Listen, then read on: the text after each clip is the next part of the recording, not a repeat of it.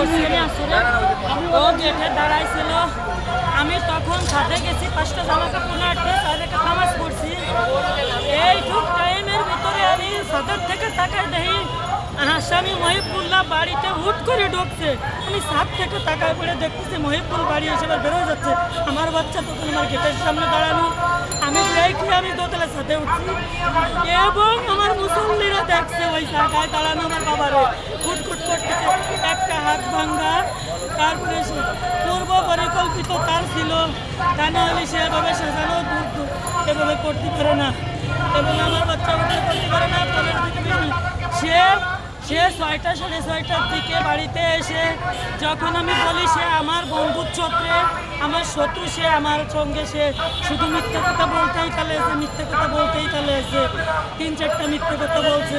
ওয়ালটন এখন দেশের সীমানা পেরিয়ে পৌঁছে গিয়েছে 50টিরও বেশি দেশে। ওয়ালটন ঘরে ঘরে বিশ্বজুড়ে। আমি কোথায় আমি তোমার রাজার ছবি কবে তুলছো আজকে আমি ছবি তুলছি সে আমার সঙ্গে অনেক মিথ্যা করতে বলছে সেই ছবি 7 দিন আগে ছবি তুলছে আমার বাচ্চার জন্য সম্পূর্ণ আমাদের কাছে বেনামে একটা ফোন আসছে তারপরের দিন মাত্র 9টা সেখানে তার ওয়াইফের নামে ওই মহিবুলের বোন নামে একটা বেনামা ফোন আসছিল আমার বড় মেয়ে রিসিভ করছে স্বপ্না আপু সেই বেনামা ফোন আসার পরে তামান্না তারপরে আমার বাচ্চাটা আমি খুঁজতে পাগল হয়ে গেছি। মূলত কাহিনী রেখে মানে বাচ্চাকে ওনার কাছে কাজে দিয়েছিলেন? জি।